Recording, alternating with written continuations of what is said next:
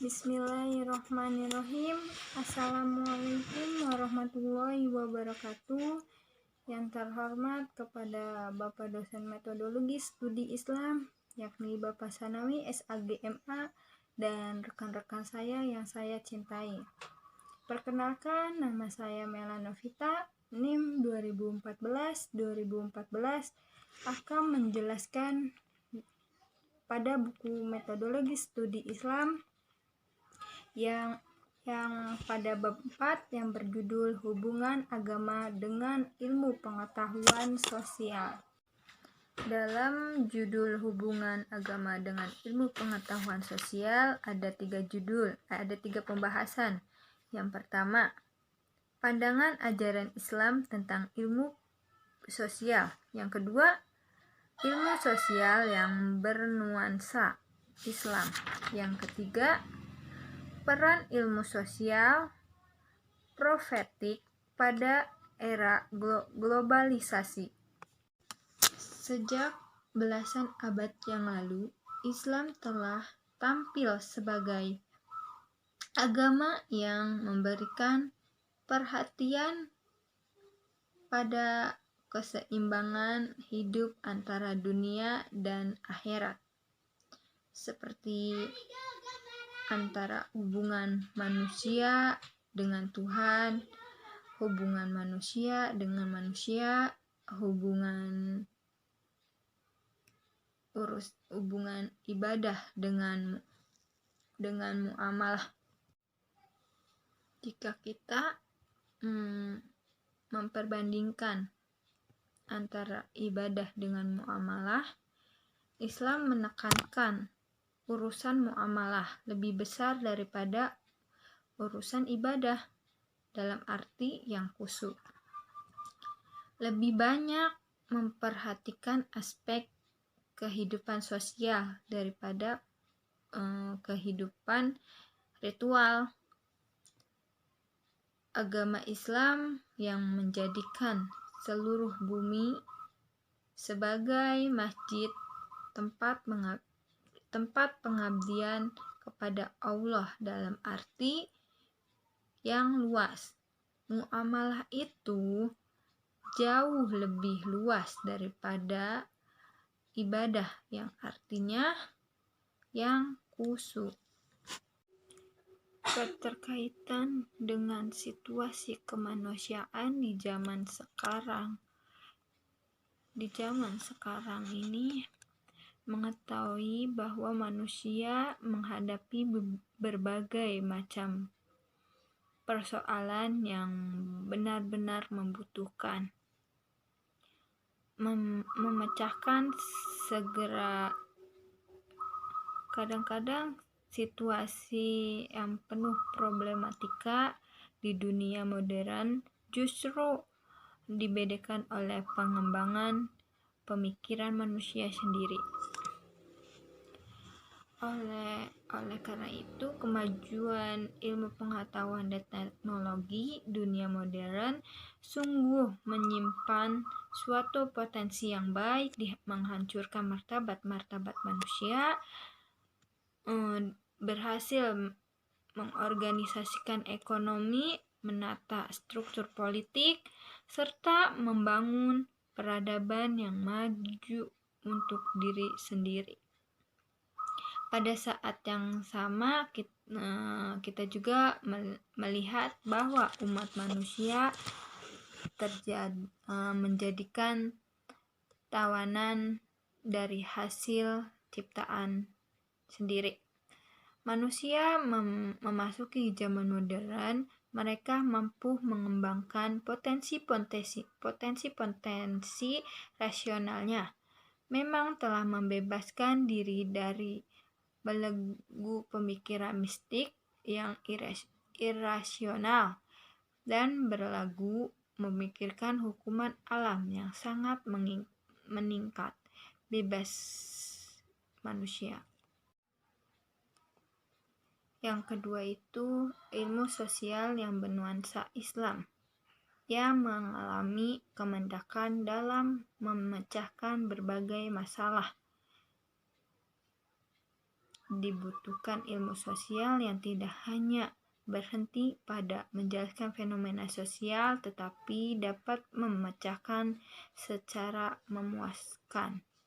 Menurut Kunto Wijoyo, ilmu sosial profetik yaitu ilmu sosial yang tidak hanya menjelaskan dan mengubah fenomena sosial, memberikan petunjuk ke arah mana transformasi itu dilakukan, untuk apa, dan oleh siapa.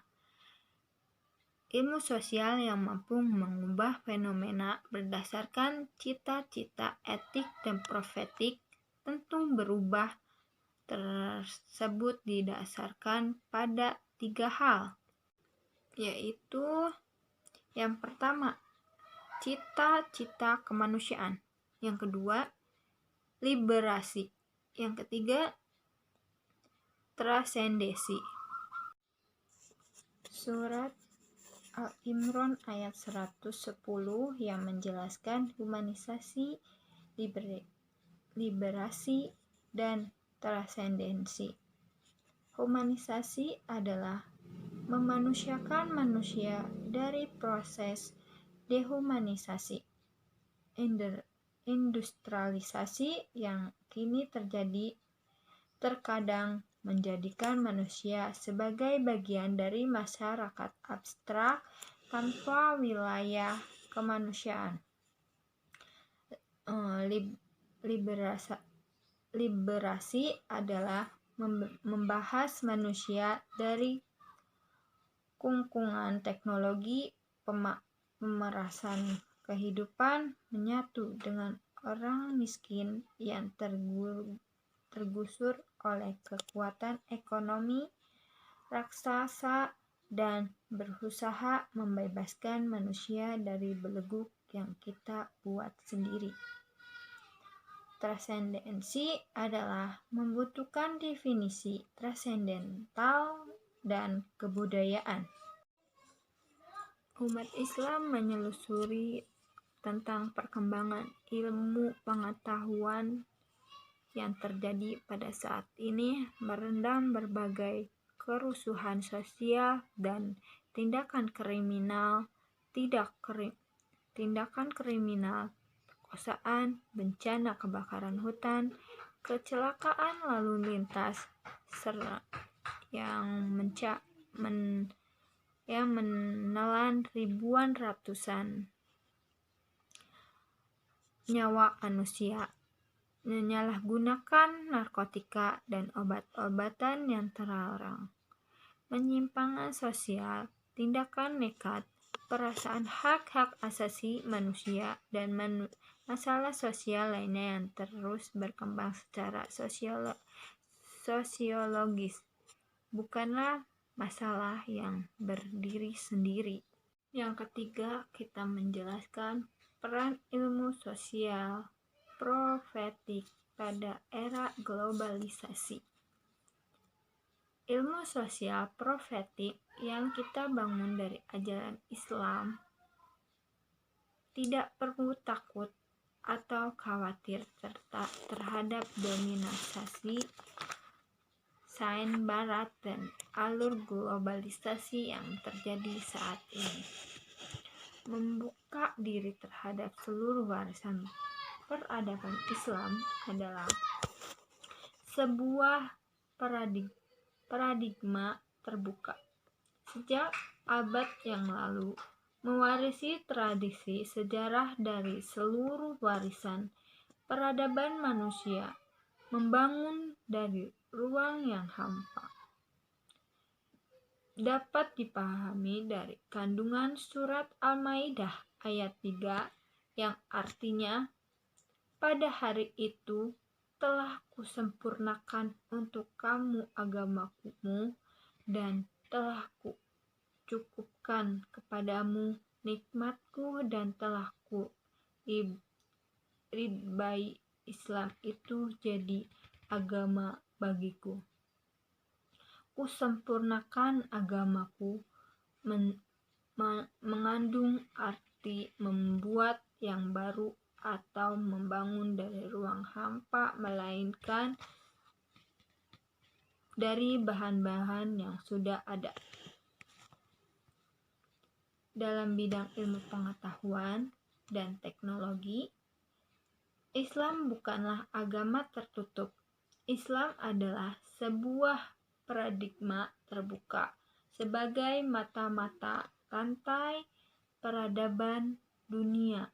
Islam mewarisi peradaban Yunani dan rohani di barat dan peradaban Persia, India, dan Cina di timur.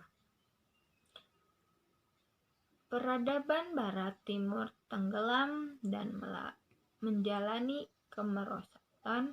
Islam bertindak sebagai pewaris utama untuk kemudian diambil oleh barat. Sekarang melalui Renaissance, Islam jadi mata rantai yang paling dalam sejarah peradaban dunia. Mengembangkan matematika India, ilmu kedokteran, dan Cina sistem pertahanan, Sasani logika, Yunani, dan sebagainya. Dalam proses penerimaan itu terdapat dialektika. Untuk bidang-bidang pengkajian tertentu, Islam menolak bagaimana logika Yunani yang sangat rasional dengan cara berpikir intuitif yang menekan rasa seperti yang dikenal dalam tasawuf. Al-Quran, sumber utama ajaran Islam, diturunkan bukan dalam ruang hampa, melainkan dalam setting sosial aktual. Normatifnya merefleksikan kondisi sosial aktual itu, meskipun jelas bahwa Al-Quran memiliki ciri-ciri tertentu. Memahami kesenjangan sosial yang diakibatkan oleh perbedaan tingkat ekonomi. Kelahiran 15 abad yang lalu memberikan perhatian terhadap masalah kesenjangan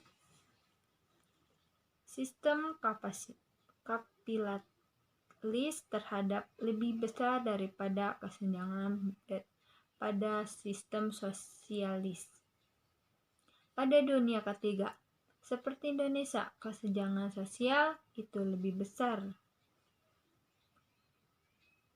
pada sistem sosialis dirusak, misalnya terhadap pendapatan terendah pada tahun 1995 di Amerika, yang kapasitas pada tahun yang sama berbandingnya 20-200. Sementara di Amerika pada tahun yang sama upaya bertinggal adalah 11 umpan minuman atau 7.000 rata-rata. Hubungan di Islam mengangkat adanya upaya suatu gerakan kelompok membela kelas tertindas tanpa gerakan itu tidak bersifat kelas for its slave, seperti gerakan komunitis dan sebagainya, bukan untuk